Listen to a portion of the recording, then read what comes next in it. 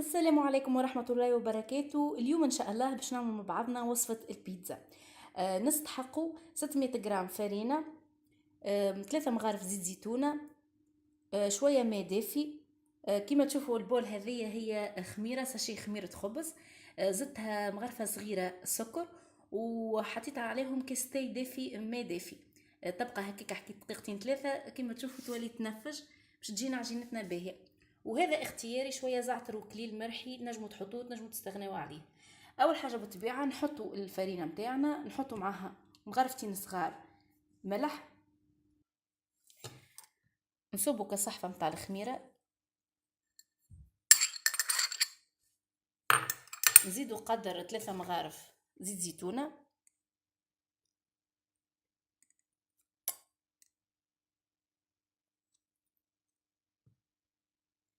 زيت زيتونه هو باش يبان لنا الباط نتاعنا تجينا هشوشه. نزيدوا رشه زعتر، هذا كما حكينا اختياري، ونكملوا نصبوا شويه الماء الدافي. هو الكيلو فرينه ياخو حكايه 600 مليلتر ماء دافي.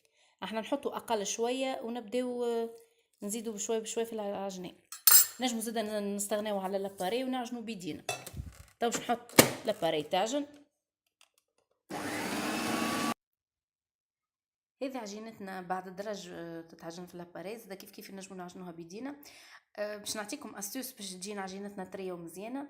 وهي تتعجن نجمو نزيدو مغيرفه زيت زيتونه، تجينا هشوشه بالكدا. نزيدو مغيرفه كاس زيت زيتونه ونواصلوا عمليه العجنان متاعنا.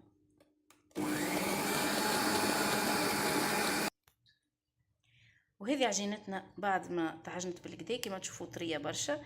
رشيت عليها شويه فرينه، نجمو زاده نعملوا عليها شويه زيت ونخليوها تخمر. وتويكا باش نعملوا صوص متاع البيتزا. باش نستحقوا 4 كعبات طماطم خضر نقصهم كيف نكاية جراير، راس بصل، 2 قرون فلفل اخضر نقصهم دوائر، نجموا هذا يكون اختياري معناتها اللي يحب الحار، ونص راس ثوم، وبالطبيعه الفحات متاعنا. اول حاجه نصبوا قدر 3 4 مغارف زيت زيتونه. ديما نخدموا البيتزا متاعنا بالزيت زيتونه تجينا فايحه بالكدا.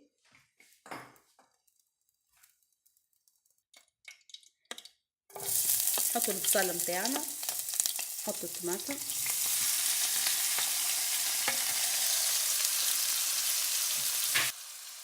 نزيدوا شويه ملح وشويه فلفل اكحل، وخليه يتقلى شويه خاطر الصوص هذه ما تطيبش برشا، ما نفوتوهاش درج. دوما يتقلاو هذوما يذبلوا شويه. نزيدوا الفحات. توا نزيدوا كالثوم نتاعنا رحيناه، ونزيدوا مغرفه طماطم معجونه،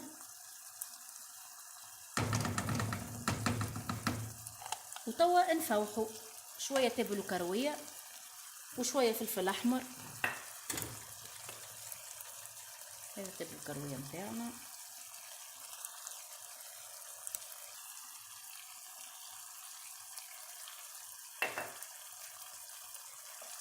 بالنسبه للطماطم المعجونه زدناها باش تجينا الصوص نتاعنا حمرا بالكدا كونسونطري معناها، خاطر انا باش نعمل كونتيتي نتاع بيتزا باش تجينا معناتها مشخشخه بالصوص. طويكا نزيدو دوبلاش ماء قدر كاستي، دوب ما ينشح شويه دقيقتين ثلاثه نطفي. ونفه سكر نسيت ما حكيت لكمش عليها، نزيدو نفه سكر في الصوص، ما تبالش ما تخافوش، جوست باش تنحي كمطعم القروصيه نتاع الطماطم المعجونه خاطر مش باش تجيب بزيت.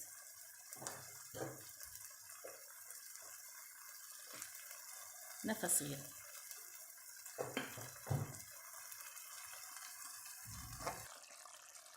وهذه الصوص نتاعنا بعد 3 دقائق هكاكا كما تشوفوا خافره شويه. توا باش نزيدوها شويه زعتر ونطفيو عليها. هذه العجينه نتاعنا بعد ربيع ساعه، الدنيا سخونه، تو احنا في جوان، في ساعه تخمر العجينه. تو باش نبداو نشكلوها في الطبق نتاعنا. انا ديما نحب الطبق يبدا غون معناتها مدور باش يعطينا شكل البيتزا الاصلاني. ناخذ الطبق نحط عليه ورق الزبده كما شايفين، وتوا باش نحط عليه العجينه متاعي. تويكا رش شويه فرينه على الرخامه، وناخذ شويه مكا العجينه على شكل هكا دائره، ونبداو نحلو فيها بيدينا.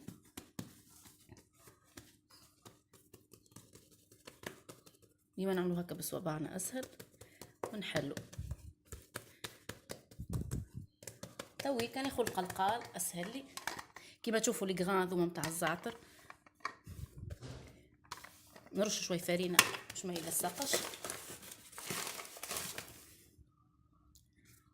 ونبدا نحل بالقلقال.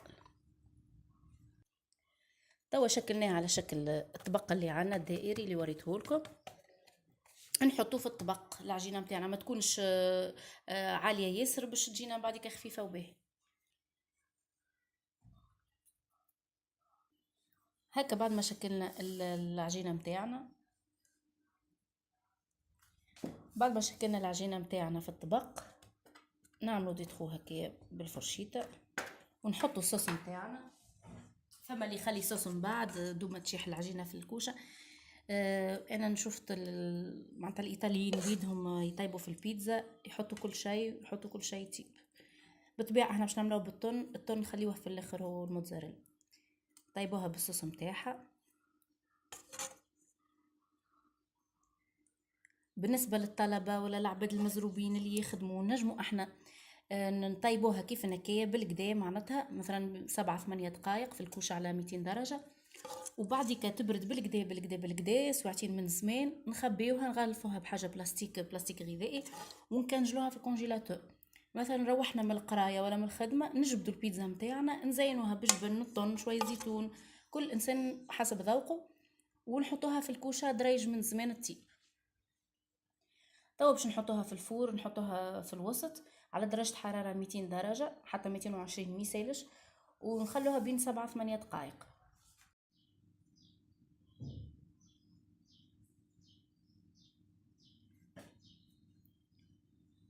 وهذه البيتزا نتاعنا بعد دريجين طابت في الكوشه.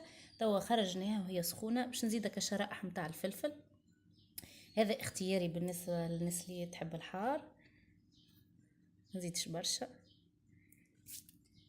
انا الموتزاريلا شريتها شرائح هكايا، نجمو احنا ناخذوا الموتزاريلا ونبرشوها وحدنا في الدار، كيما نجمو نستعملوا جبن اخر مثلا شيدار ولا حاجه. اما البارميزان لا، ما خاطر ما الاكثرين يستعملوه في لي بات نتاع المقارن وكها. استعملت زاده ايمونتال وشيدار غرابي.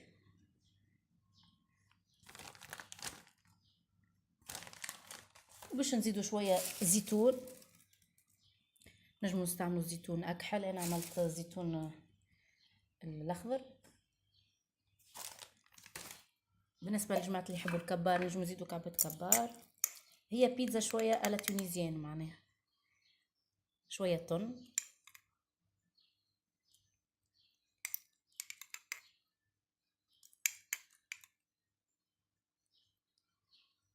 وهذه البيتزا متاعنا باش تعاود تدخل في الكوشه دقيقتين 3 حتى اللي يذوب الجبن هذا الكل.